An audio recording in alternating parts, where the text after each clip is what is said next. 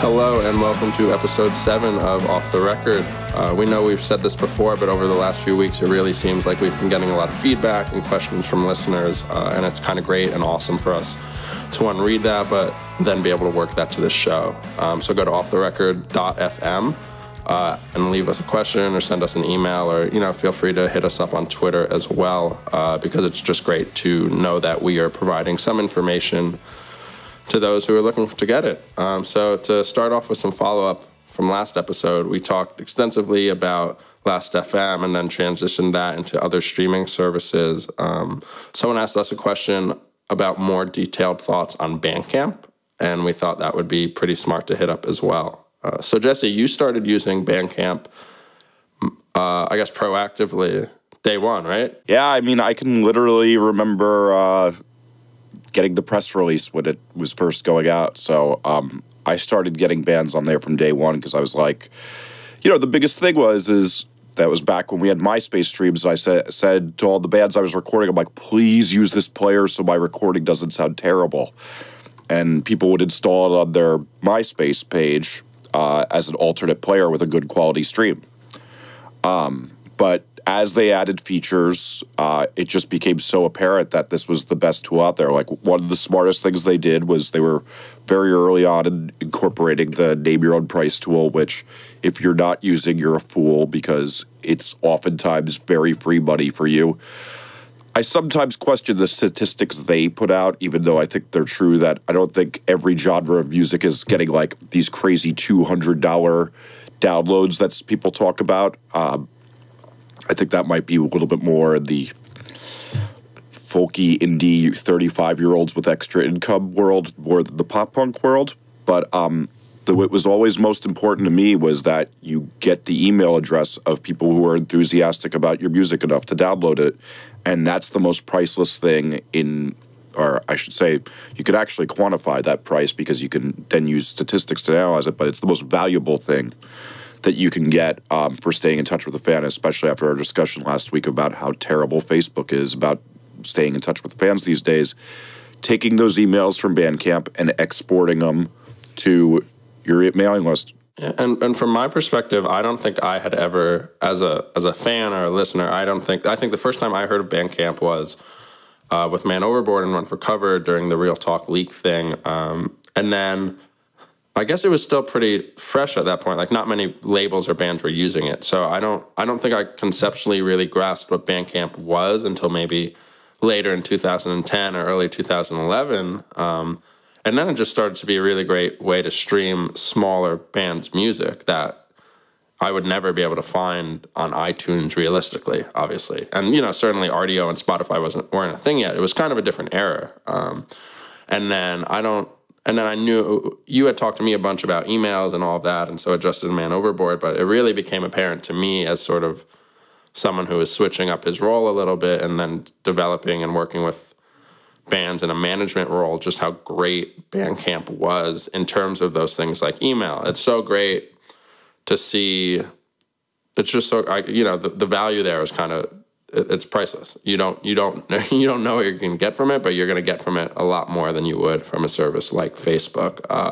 And even just speaking of like Knuckle Puck, it's great that we can count on that income every single day, whether it's $5 or $100, depending on if we have a new release out or if something's a little more popular, compared to iTunes, I think, as well, where you just only see your royalty statement once a month or so. It's really nice to just know that there's it's a good way to gauge, I think, about how your music is doing in general, since you can get alerts every day or every minute someone buys something instead of just once a month. It's nice to know that there's this support system that's visible for both fans and bands. And that's sort of like not an undervalued, just an under-talked about thing, since it's just always been a part of their service. Yeah, the immediate money thing is huge, and that was actually a big problem we had when I was managing Man Overboard, is that we were with using Topspin for a lot of our merch, and they did not, I don't know what their pay terms are today because I don't really use it for anything that's paying, but, it would take us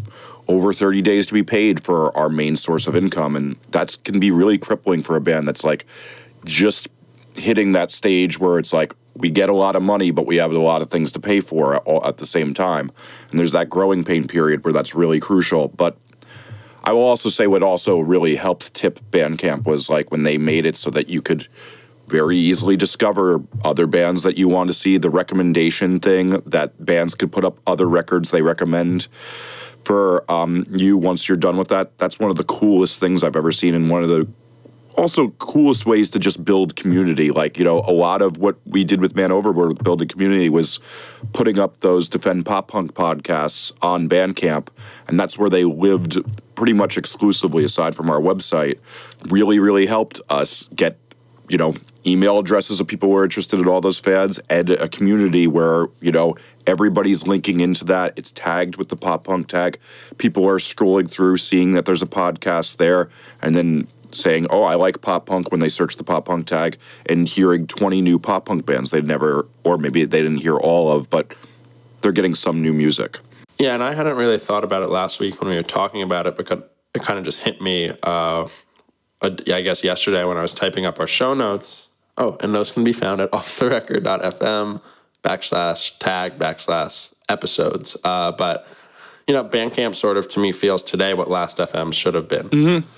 In its full form, because there is that community aspect, and it's so cool to not only get someone buying your band's EP, but then seeing them send along a message of support, being like, hey, I saw you guys on tour, and I just picked this up 2 days after I saw you because you know, you guys are like my new favorite band now. And so there's that aspect from the fan side of, you know, being able to show people what you're listening to and being able to recommend other people music, and then, you know, but similarly, and this is what Last FM didn't do, is that they obviously, of course, have this purchase model, and you can also stream right there as well. So it just sort of seems like Bandcamp to me is what yesterday's version of Last FM was for a lot of people, just one step further along. And I think that's really great, because I think we all get a lot of value, and obviously the bands get the most, but we all get a lot of value out of sort of having that underdog service where it promotes the underdog more, obviously. And that's what's so valuable about this. Agreed. And, you know, like there's that famous Jeff Bezos saying that we haven't woken up on the first day of the internet yet, that the internet is so young. And one of the things I always see with Bandcamp is like, you know, 3 years ago, you could see that they were going to eventually go to this thing where, you know, you had a profile on there and people could follow you and see what you're buying. But they're going to get more social very slowly. It seems like they're very patient for this, but there's going to be even more cool things involved with the way that they have profiles, and music fans are going to be able to show off what they're doing. It's going to keep growing for them pretty fast, and every time I see them announce something, they do something cool and smart. I have faith that's not going to stop. I totally agree. It just seems like even though they're slow to add some stuff, when they do add stuff, it's the right way. It's not that they have to go 3 iterations to sort of hit their mark. And I think the other really valuable thing about Bandcamp has been, and we've seen this more lately, but obviously Bandcamp for something like Run for Cover and No Sleep has been a part of their business model since 2010. But now we're seeing labels like Jade Tree and Death Wish and those maybe more, I guess you would say, like monumental or, you know, scene-changing, whatever, punk, hardcore, indie labels, put their whole catalog up on Bandcamp for the discounted rate of $5 for an album or less. And that was, of course, sort of started with Jeff at Run for Cover, but it's really interesting to now see these larger labels that could very well be stuck in their tracks, but if they want to sort of evolve with where everyone is heading now, they've wisened up and put their catalog on Bandcamp. And for Jade Tree, you know, they put their whole catalog up a week or two ago for $5, and it created this massive, like, love session, basically. Yes. There were articles on AV Club and Brooklyn Vegan and et cetera, and I looked on Twitter while I was typing this up, and there's just so many, like, oh my God, I forgot about this release in 1996 from this band that no one has ever heard of. Oh my God, this is so good. Let me spend $5 on this because I don't have the record or I don't have the CD. And after talking with those guys, you know, it seemed like they made a very nice little dent money-wise just in the first day. And that's great for them, because for labels like that, whether it's a Polyvinyl or a Jade Tree or whomever, older labels that will adapt to that, it's kind of like free money in the sense. Those releases live on iTunes and Spotify and RDO, but people get really excited about Bandcamp and about the possibility to rediscover something and stream it and then be like, oh yeah, I forgot about this. I need this on my iPhone or on my Android device or on my iPod, whatever and then they buy it. So it's a pretty, I think, also interesting source of revenue for back catalog from labels that are sort of older than Run for Cover. Totally. And I think one of the things you touched on that we should expand upon too is like, with Man Overboard for Real Talk, like one of the strategies we came up with that I was writing about a lot on Musformation at the time is like, one, we made sure that the record was cheaper than iTunes to give fans incentive to go there. And I kind of did that with every record I would do. And then secondly, people were so into putting the bonus track on iTunes at that time. And that makes sense for a bigger release if you're going to chart the top 10, try to drive people to buy it there instead. But we chose to put the bonus track always on Bandcamp because we wanted fans to go there and we could get their email address. And it was worth it for us to pay to record an extra song if we could stay in touch with our fans. And like, driving people to iTunes instead of Bandcamp is probably just as dumb as driving fans to Facebook, to tie it all together. Yeah, I just think, to tie it all together, when you sort of add up all of Bandcamp's features, like it's just so much more worth it. Even if you're making less money from Bandcamp because the price is lower, having 2,000 more emails could get you God knows how much more in merch or kids coming out to tours and stuff like that. Well, but let's also keep in mind that Bandcamp takes 10 to 15% of your money, whereas iTunes takes 33%. So even if you're taking $1 off a $10 release, you're still making more money on Bandcamp, which is another nice hidden side effect of it. Absolutely. And so the other aspect of our follow-up, Amazon Prime Music launched this week. And I don't know if we've mentioned it before, but Amazon has been talking about sort of jumping in this race with, I would say, more Apple and Microsoft than sort of like RDO and Spotify, just in terms of the giant services, software services or hardware companies sort of getting into streaming because they already have access to a music catalog that they've been selling you for years now. And it's free for all Prime users, and I think that's about $99 a month now. It is $99. Yeah. So for that $99 a month that you're already spending anyway, you now have access to around 1 million songs, which is, of course, a lot less than these other streaming services have. And that is because there's no Universal Music Group songs or publishing songs on Prime. And so that, if you don't know who's on Universal, on the mainstream sense, that's like Jay-Z and Kanye West. And on the punk level, that's like Blink-182's later catalog and New Found Glory's middle catalog. Have you played it? Fall Out Boy 2, yeah, no doubt. A lot of stuff. So have you played around with it much? I looked, but I got so bored that I didn't get very far into it. I found the detail that was reported online, and you and I did a little investigation of that. Also, these contracts said no music that's newer than 6 months. So basically, part of the way they got a cheaper licensing fee is it wouldn't be new releases going up on the service, and that to me just bored me to death. But I do think to a certain extent is a smart play for Amazon, because a lot of what Prime is for, like, I don't know a lot of 17-year-olds who subscribe to Prime, but people like me who are 35, 36 years old, to me, I buy something off of Prime almost every week. And, moms use it to stock up their houses and stuff like that. And a lot of people who are older and are paying that $100 to have less shipping and a streaming video service and a streaming music service don't really care about music that's brand new. That's what makes it a smart thing for Amazon, but I don't know that that's a smart thing for converting people over to streaming, which obviously isn't Amazon's mission in life. But, having complete catalogs is what ends piracy. Having incomplete catalogs is what keeps people going back to piracy. So this does nothing for our cause of putting money back into the music business as much as it does something for Amazon getting more money. I totally agree with you with Amazon about, like, the service doesn't seem to necessarily be a real win for anyone except themselves. And the web app that like AmazonPrime.com or whatever it is it's kind of a disaster online. The iOS app is much less of a disaster, but it's not necessarily great. However, there's one really interesting thing about the iOS app to me that is kind of what I want out of my streaming service that no other streaming service does. And the unfortunate thing is that there's no way I'm going to be able to use Amazon Music like that because of the catalog. But however, if you are on the iOS app, you have the option to toggle between music that is downloaded on your device and music that is in Amazon's cloud. So for example, if you have a Blink-182 album on your music app of your iPhone and you have that downloaded through iTunes Match or synced up in another way, it will show up in Amazon's music app on its own, and then you can also explore other music. So Spotify does this on their own web app or on their own sort of desktop app. So if you're on Spotify on your Mac, you can see the music you have in your iTunes and also music you have streaming. But as far as I know, that doesn't work on the iOS apps, and Rdio certainly doesn't do it either.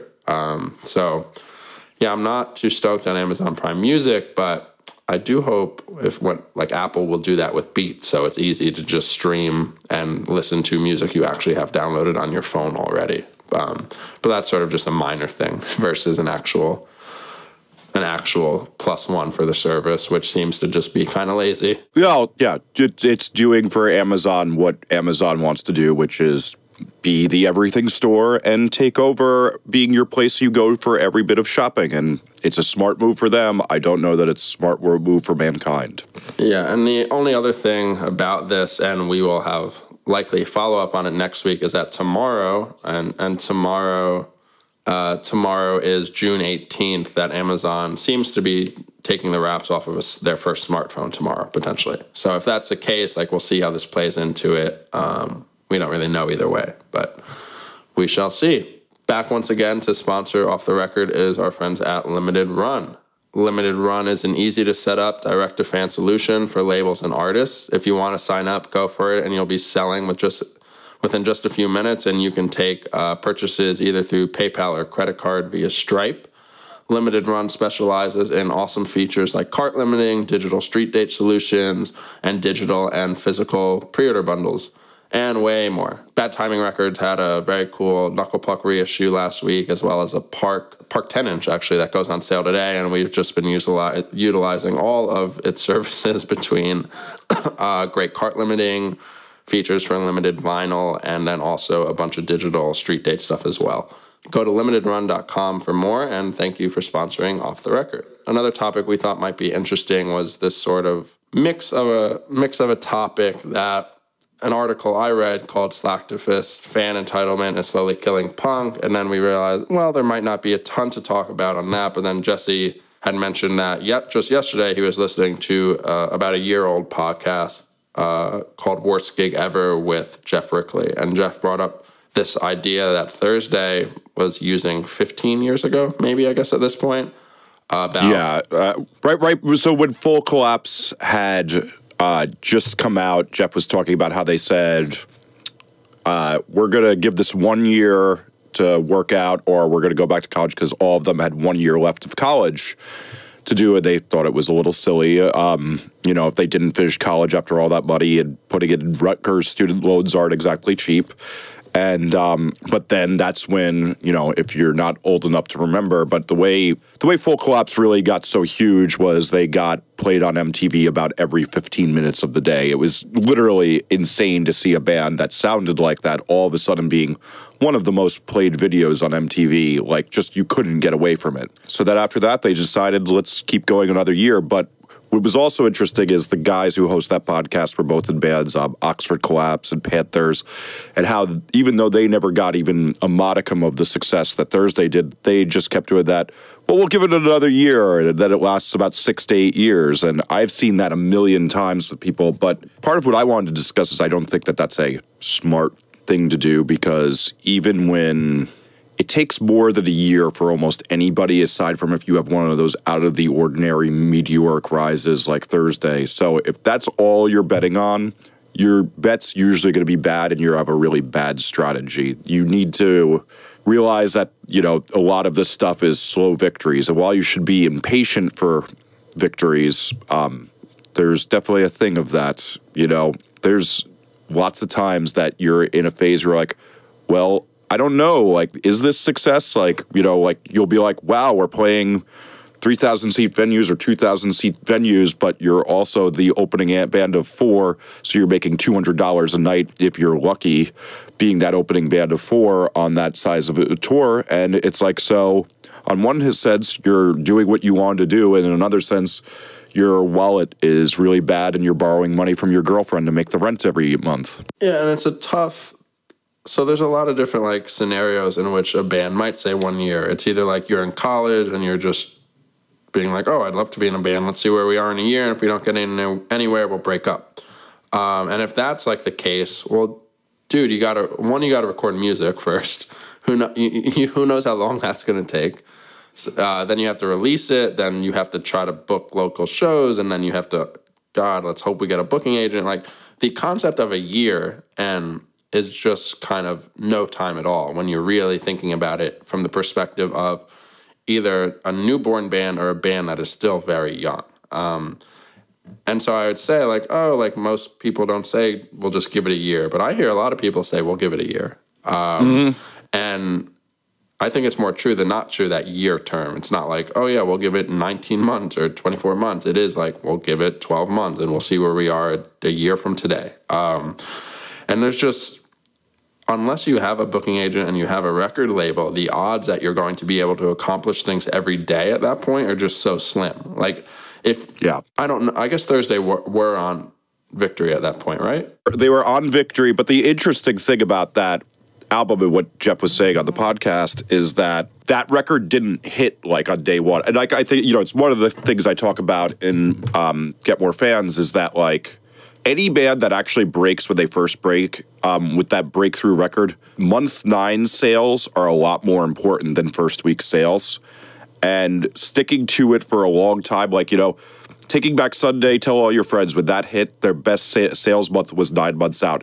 Full Collapse, I want to say it was somewhere between 6 and 9 months. Like, the record did not have strong debuts because no one knew who they were, but people kept talking about the record. People kept building it. And that's what happens when you make a great record, but you're an unknown band, is your buzz slowly builds. So it's a weird thing to put that on there, but the other reason that a lot of these bands don't work out in that year too is that they go all in, like the famous bands they've seen. They go, oh, look how much promotion these bands do before their record's even out. It's like, yes, well, people have heard of them. Don't emulate your favorite. Don't emulate U2, the Killers, and Metallica, who are trying to tell a bunch of people who already care about them that they have a record coming out soon. You need to emulate the model of bands that break. And the bands that break are the ones who keep pushing and figure out a way to do something interesting twice a month and get people talking forever and make a great record that fans naturally spread.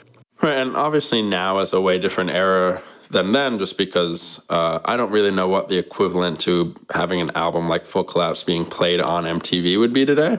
There's no equivalent. Right, but so even if you sort of shrink the margins from U2 down to today's, like, Sleeping with Sirens for Rise, that band did 70,000 records first week, and it was sort of all in on first week, and the sales are well over, like, well over 100,000 now, but still, it wasn't like they were doing 70,000, then 50,000, then 20,000, then whatever. They, sales went from 70,000 to 10,000 to like 1,000 each week.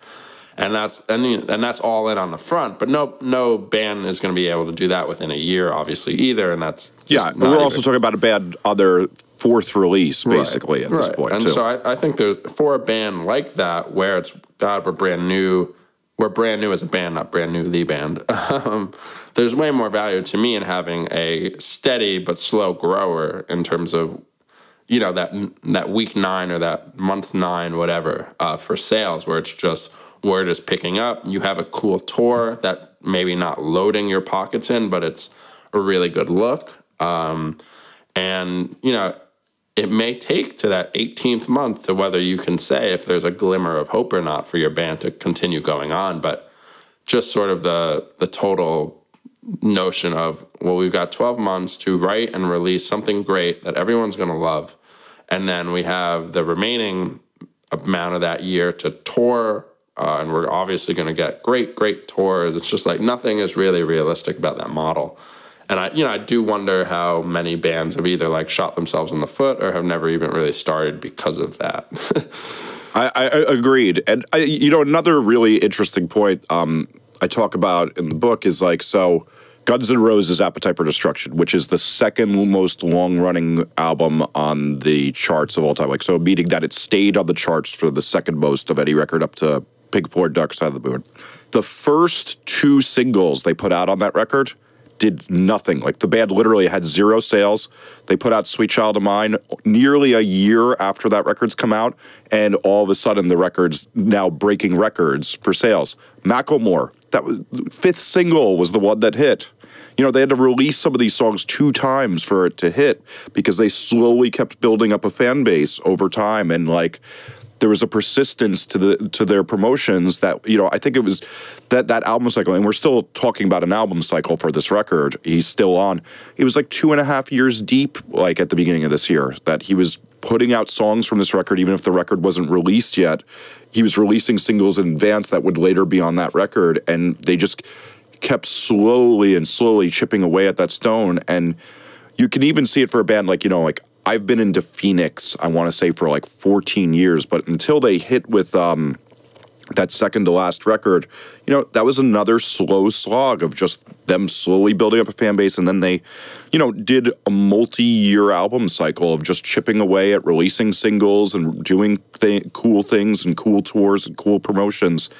And I think a lot of people just don't have that sight because they see the Killers release 2 singles, disappear for 6 months, and then go back, and they're like, oh, that's what I should be doing. Or like, the weird album cycles that somebody like Fall Out Boy has now, where you're like, I don't even know what the strategy is here, even if it's pretty much working. Right. And even with Blink, What's My Age Again was the first single on Enema. And obviously, Dude Ranch was a pretty successful album, but it didn't have that major label feel in the sense that like, wow, this band's going to be the biggest band in the world. So What's My Age Again was released as the first single, and besides fans, like it didn't get any radio play. It got a lot of TRL play though. Sure, but it wasn't what All the Small Things became. Yes, and they had to release All the Small Things, and then it sort of clicked, and they re-released What's My Age Again as a single like a year after All the Small Things came out.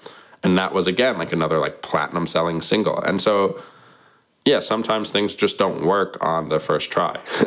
And sometimes you do have to have patience. And, of course, Blink and Guns N' Roses or whatever are like very different examples in terms of how big they were at that time. But, things just naturally often take their mark unless you are a Katy Perry and whatever you release is going to have to get played on the radio. Yeah.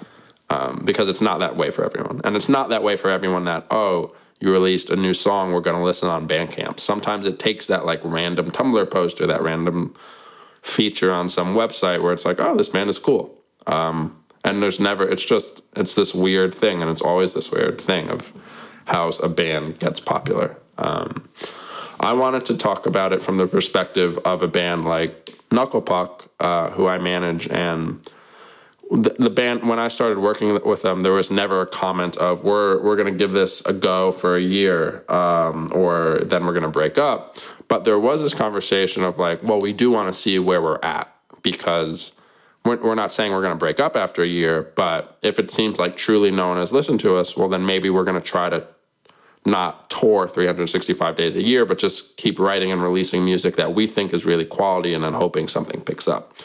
And so here we are now, I guess about 10 months later. I started working with them at the end of August. And this first year has been so great for us. We've had a few successful tours and a successful EP. But, every once in a while I have a conversation with them where it's like, hey, you guys, this is the first year, but really it's nothing. It's a concrete year, and it's good for building your support systems and all of that. But if we're still a band in 3 years, when we look back, that first year that all these bands, or some bands say, well, we're only going to be a band for 1 year or not, and then see where we are. That first year, if you do continue to grow, often just ends up being such like a footnote to the rest of the history, because it may only be year 2 or year 3 where like you write that song that really connects with your fan base, or you get that good tour because you got lucky with a booking agent or something. And I think that's probably a similar thing for a Man Overboard or a Transit that you worked with as well, where like there was interest, but looking back at it now, it's like, God, we put so much effort in to make that first year so great, and it was all needed to get to where we are now. But at the same time, like looking a few years forward, boy, like that first year wasn't the end of the world. or even just like little things like what was Noise from Upstairs and Dahlia. Like, they now seem like kind of like, small things in Man Overboard's perspective, even though at the time they were like, we have to make this move. We have to get these songs out. This is what we're passionate about at the time. And I think that's a really important perspective, is that, so many of these small moves eventually became just another tree in the forest upon looking back. But I think what's another interesting thing is when you're a music fan and you're passionate about a small band, there's that rule of you got to spread the word about them and do everything you can to alert people to them. Do that because there's a lot of your favorite bands that are really small right now that are eating ramen and feeling malnutritioned and horrible on tour and getting sick and having to drop off tours because they get pneumonia and things like that. Spreading the word to 5 of your friends makes the difference between them being malnutritioned and actually being able to eat a meal that doesn't make them have no immune system on tour. Yeah, and that's sort of what interested me about talking about this in the first place with that article called Slacktivist Fan Entitlement that I'll link in the show notes, is just they brought up bands like Spray Nerd and Algernon, and back then, and this was a little before my time even, but I guess in 2009 or 2010, a lot of fans were like, wow, these are the second coming of like emo pop punk in the sense of like the Get Up Kids. And they clearly had a very dedicated fan base, but it never grew beyond that for a bunch of reasons. And that caused all these bands to just break up. And then when more popular bands came around, those fans of Algernon or Spray Nerd would be like, well, I don't get it, because like Spray Nerd or Algernon were so much better. What happened? What went wrong here? And now those bands one of those bands have reunited, and there's a lot more love. And it's a similar thing almost to a Basement, where they broke up and they really got popular afterwards. But it is like just what you were saying. If you were calling some of these bands like the second coming of the music that brought you into love with this music scene in the first place, like you got to support them, and whether that's from Bandcamp or a show or merch. I mean, maybe we should be telling people that name your own price tool, it can be utilized, and you can, when you missed that bad show and you really wanted to see them, you can send them $10 by re-downloading a record. It is kind of a tip jar if you're really believing this band and scared for wanting them to continue on.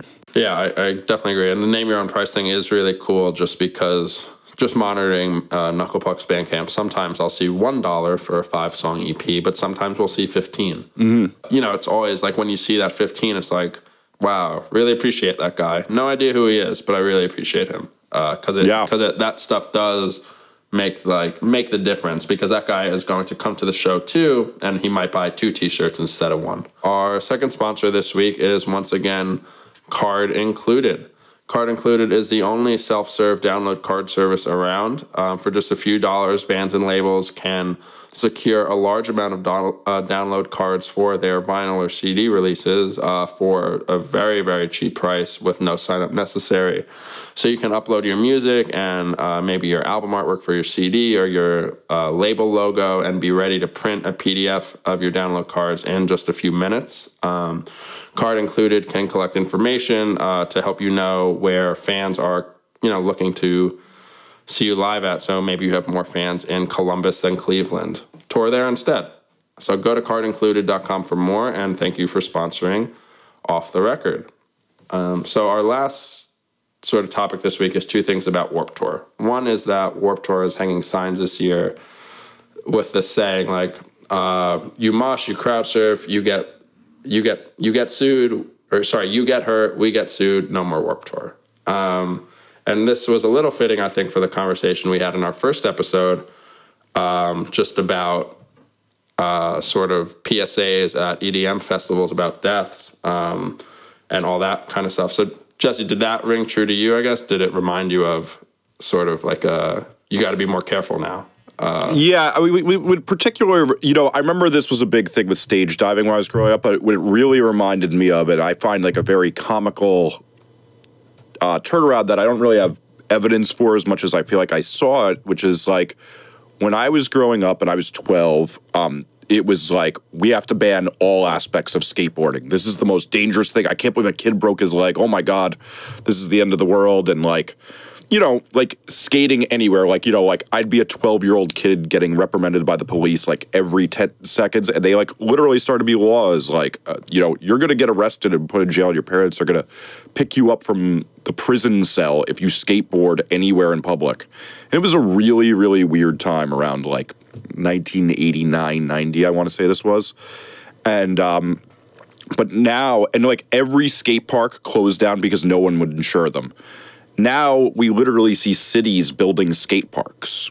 And I think some of that is that one, you need to, there needs to be some advocacy in quantifying how few injuries there really are in these fields. Now, sadly, those injuries end up being very costly because even one injury, somebody gets hysterical and they ask for $2.5 million for a broken leg, which is absolutely ridiculous when the kid was going to earn $4,000 at his summer job that he lost.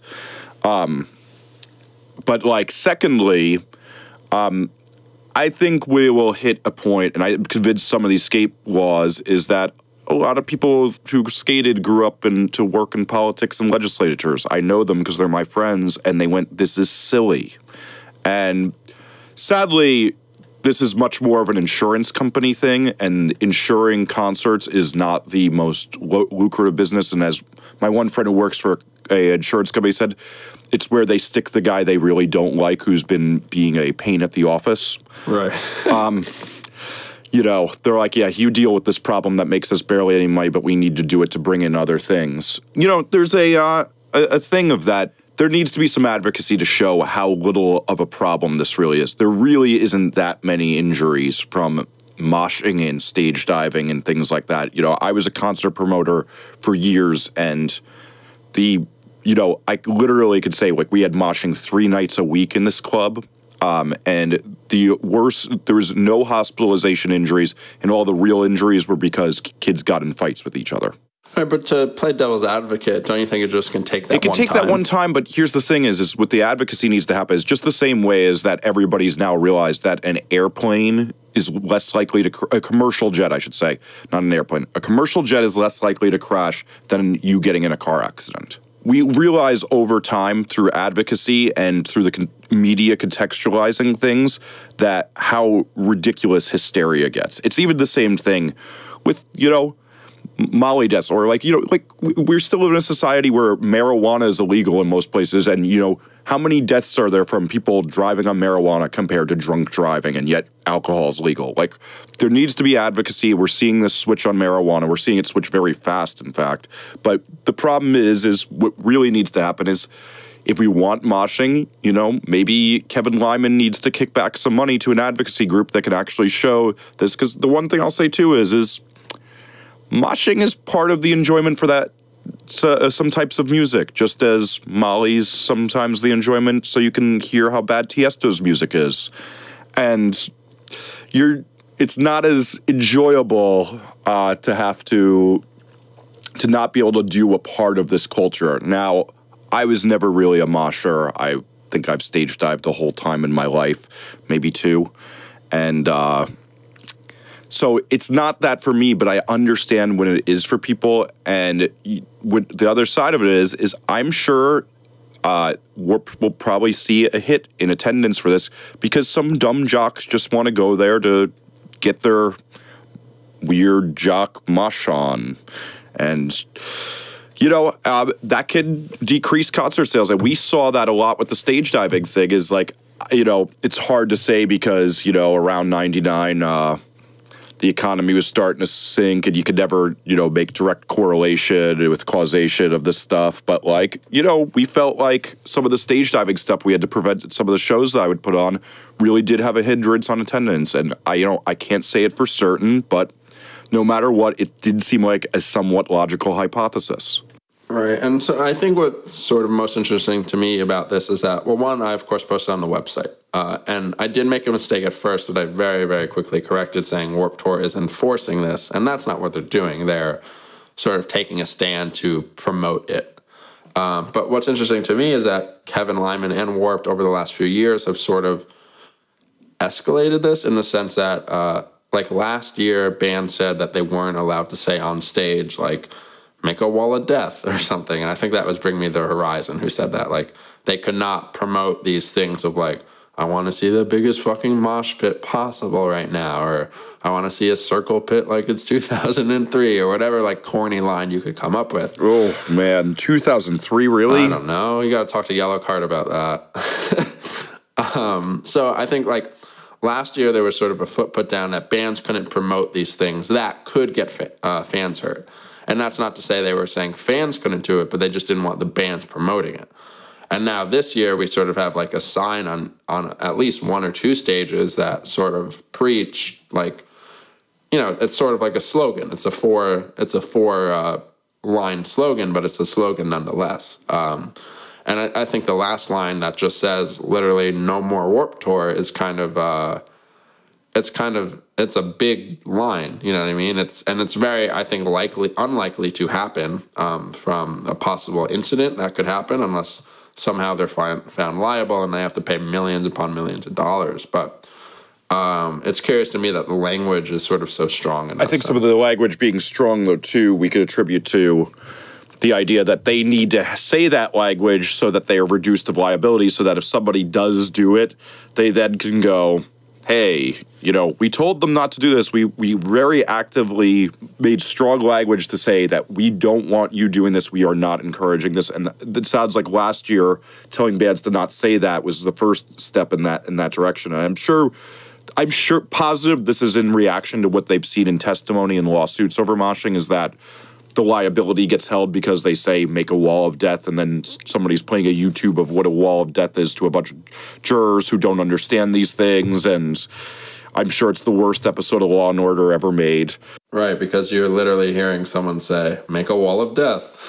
That sounds absolutely horrible, and like a jury I would never be selected to be put on. You know, I think that's the thing is, you know, there is a thing of you get away with the liability that you can't, just as a town can't be made accountable for a car accident when there is a stop sign there. And we all know not everybody stops or yields to a stop sign. This is kind of that equivalent of like, this will probably free them of some lawsuit liability, even if they don't fully enforce it.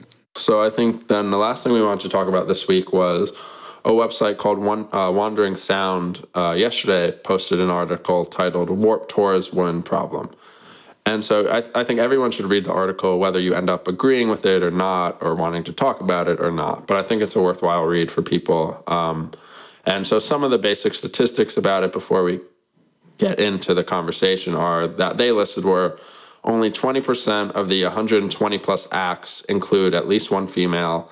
But if you count the female population of the bands on an individual level, women make up only 6% of the tour.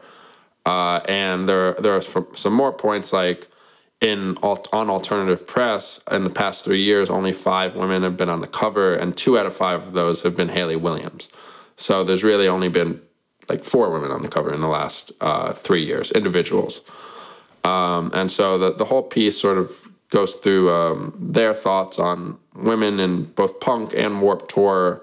Warped Tour, the actual tour, and then the Warped Tour scene, like alternative press. And there are some quotes from Kevin Lyman and some other female-fronted bands as well. But so Jesse, what do you think, I guess, about this conversation? Because it happened. This conversation, whether the word Warped Tour is put on it or not, happens. Yeah, well, I mean, it's a very prevalent thing in our society. I think we're seeing that feminism is having a big comeback, which is something I'm happy about as somebody who wants to see women treated equally. But there's a big debate of this, and it's happening in the tech community, too, of that, you know. So a lot of people complain there's not enough women doing code, and, you know, so we're saying that there's 20% of the 120 plus acts that have a female in it. But the big thing is it's a very chicken and egg thing. Is like, so you could say women aren't being put on the stage, and so bands with females aren't getting popular because they're not see the support and they're being discriminated against.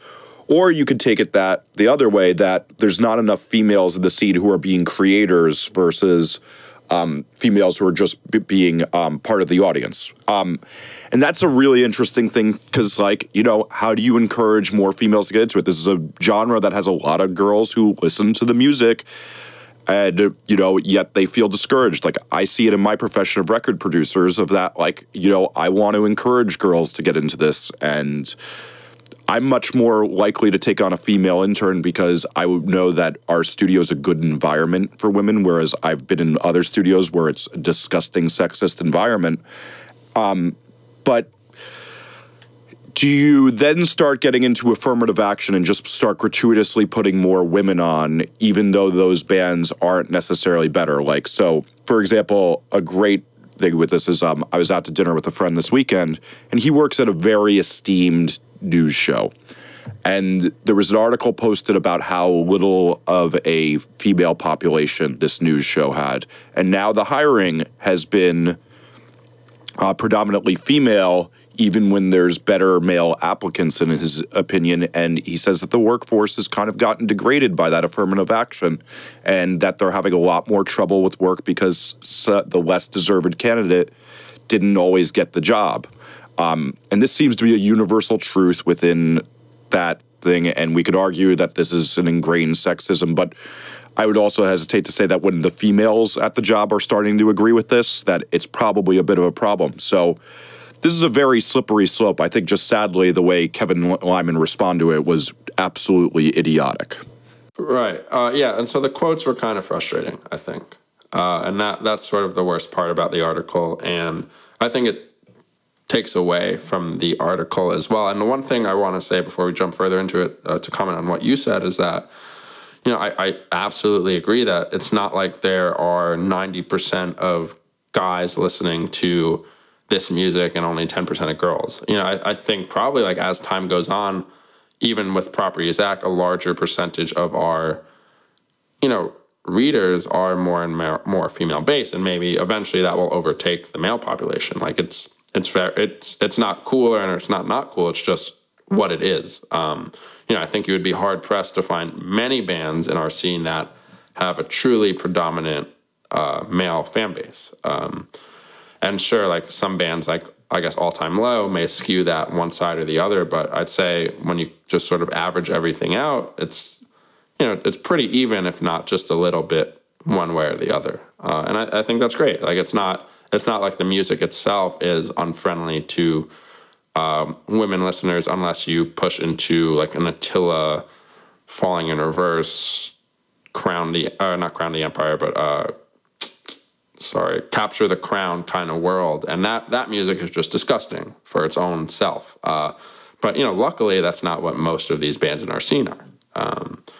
And so as the article said, there's, you know, Kevin Lyman's specific quote was, "There's not a lack of women," he says, interrupting me before I finish asking the next question.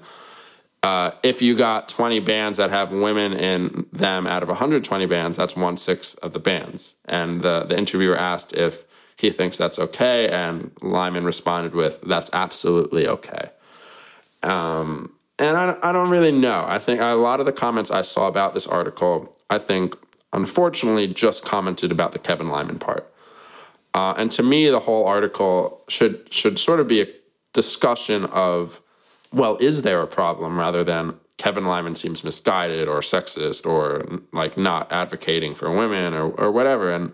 And when you, like, boil it down to just criticizing Kevin, like, I think that's a little... Yeah, there's a better conversation to be had, but I think, sadly, he stole the show when he said some ridiculous things. Right, and that's the unfortunate part, because, you know, maybe, and I'm not saying these are all, like, women-based, but Kevin Lyman brings a ton of charities out on his own dime for Warped Tour every year, including, you know, just, you know, Music Saves and To Keep Abreast and all these foundations that not only help women, but men as well, of course. But it's clear that Kevin's not like a bonehead idiot. Yeah, like, he's not like trying to just cash in on everything. But I think, sadly, like, you know, so he brought up that there's this book, WW stands for Worldwide Whiners, and this gets to a thing that I see on the internet constantly with your boy Ronnie Radke or Franz from Attila, the leader of the Trollcore movement.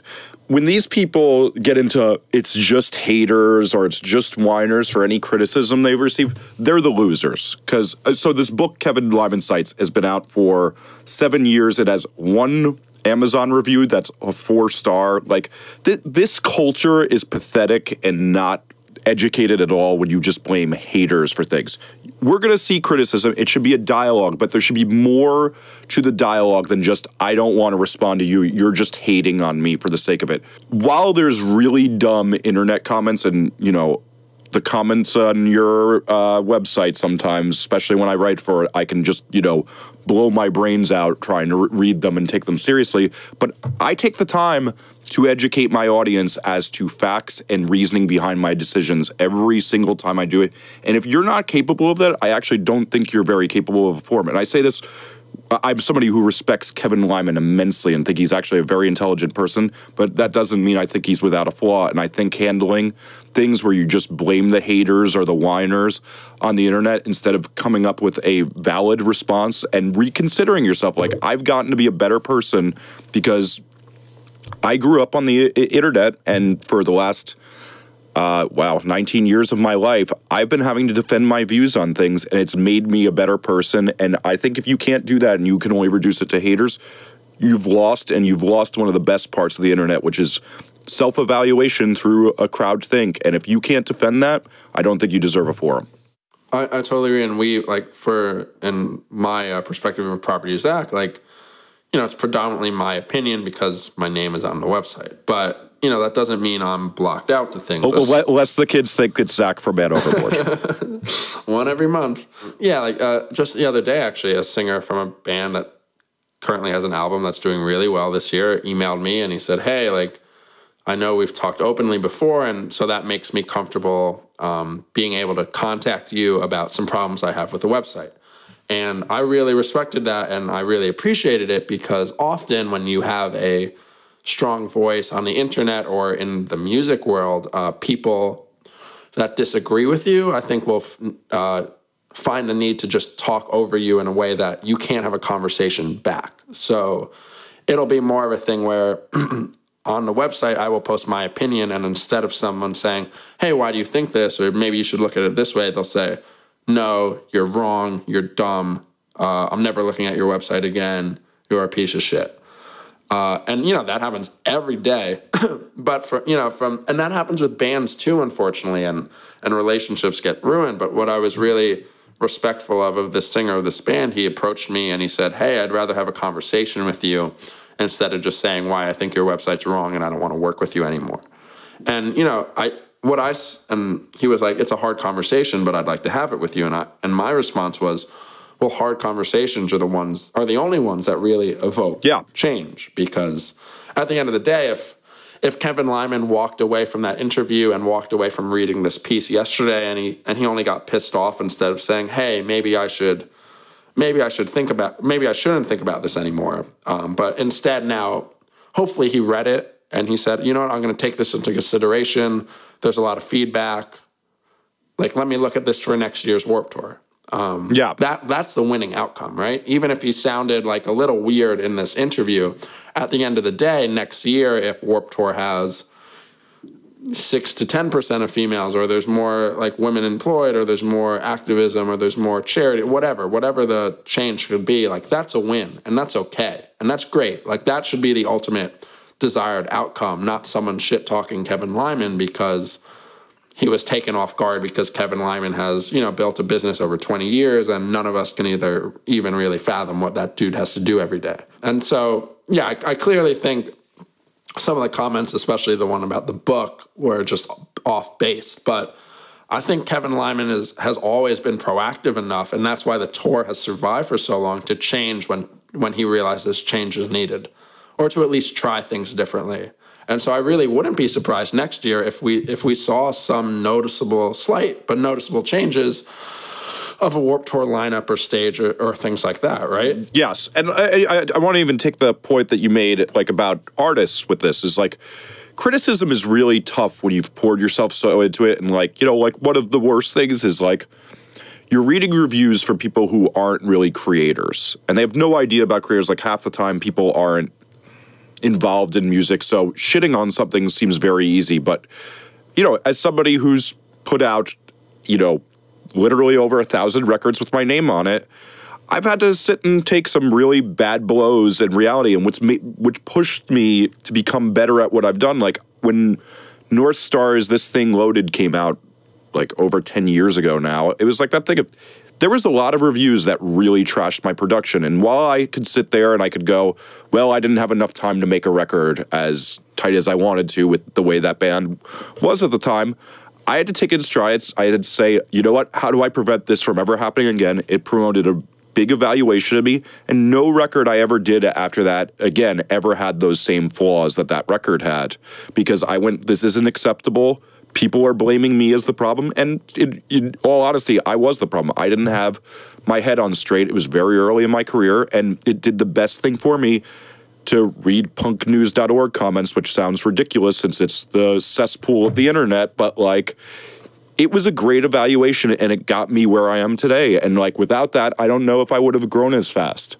Right, and there is a lot to say, I think, about growth when realizing, like, you can do a situation better. And again, like we were saying, like, that's ultimately the best shift for individuals' careers or lives, and also the general music scene, if that person does have power. The one thing I did want to mention was that regarding the comment about covers on alt press, that's like an interesting conversation, because you know, as a counter to Warped Tour, like Warped Tour, of course, has all the main stage bands and then some of the bands on the other two larger stages that bring in their money. But then there's like 4 other stages with bands you've never heard of. And those are just loss factors, most likely for Warped. But they put those bands on anyway because maybe 3 years down the line, you'll have your next Fall Out Boy or Paramore or whomever, right? And clearly out of those 120 bands, you may have only heard of 40 of them, and maybe you've only listened to 20 of them. But with a magazine like Alt Press, like, they have one chance a month to get new readers and then also new advertisers to keep their business model going. And, you know, they can't really afford to put on a random male-fronted artist or a random female-fronted artist if it's not going to sell the magazines. That's their business, to have that standout thing every month.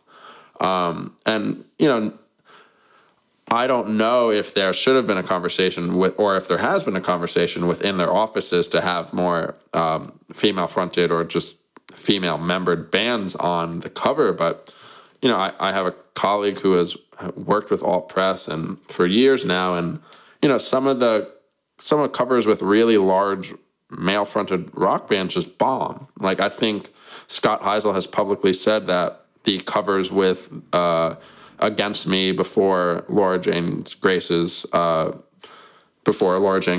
like came out a few years ago, and then there was an issue with the Gaslight Anthem. I think Scott Heisel has publicly said that those are the worst 2 selling issues of Alt Press ever. And you think about the Gaslight Anthem, and it's like, oh, that's a big band. Or you think about Against Me before the Laura Jane Grace thing, and like, they were a big band too. Like, they were a beloved band. And so it proves to, you know, it just proves that even when these bands are big, it doesn't necessarily mean that you're going to sell a bunch of copies. And it's a similar thing, I would say. Like, you know, I saw someone say that on Facebook that mixtapes should be on the cover of Alt Press. And that was said because there, you know, there's a female in mixtape, and like, I like the band, I'm friends with all the members of the band and everything like that, but at the end of the day, like, mixtapes are 100 times smaller than the Gaslight Anthem. And if the Gaslight Anthem couldn't sell 10,000 copies on their own, like, do you really think mixtapes would be able to? I don't know. But that's a financial decision. They need that really strong cover every month to keep the lights on. With Warped Tour, they need 20 really strong bands to carry the weight, and then the other 100 ones, they're all hit or miss. And that's just the business model. But I just think, like, that was just an interesting thing about the Alt Press portion of the article, was just that, like, well, it's a business, and it's kind of foolish to just say, hey, like, you should change up how you need to make money to even make your magazine, and even if it kills your magazine, like, you need to have more whatever kind of people on the front of your cover. It's just a slightly different thing where Warped Tour's model is the biggest carry the weight of the rest, but on all it's like, no, the biggest can only be the biggest because there's only one of them on the cover, you know? Totally great points. I think the other thing to remember in this debate, too, is that if there's any charity case that's just as big a charity case as musicians today, it's print magazines. You know, this is a business on life support as well, so the exposure they give, you know, 3 bad covers in a row could probably be the end of some magazines. And so these are really important decisions that they can't just subsidize with charity all the time. Yeah. Well, maybe that's it for this week. Do you have any recommendations? I have a slightly self-promotional one of that. I just worked with a great band called Hey Anna, and they're like a girly indie surf pop band, and I just highly recommend checking out their last EP because it's not every day that I totally love a band I work with and really believe in them, but their latest EP is just awesome. And since they were in the studio this week, I was re-listening to it, and I just remembered that. Great, and that'll be in the show notes. And I have not read this yet, but I just purchased Creativity Inc., which is written by one of the founders of Pixar. And from what I've heard about it, it just goes in. It's not a typical like successful businessman's book on how to be successful. It's much more about like the creativity side of Pixar rather than the business, and how the creativity ultimately ended up being the business, of course. Ooh, I need to read that. Yeah, I hope to read that on my plane ride back to the East Coast this week, and then hopefully some of you will as well. Thank you guys all for listening this week. You can find us at offtherecord.fm. Jesse is on Twitter at Jesse Cannon, and I am at Zarrillo. Thank you to our 2 sponsors, Limited Run and Card Included, and we will see you guys next week.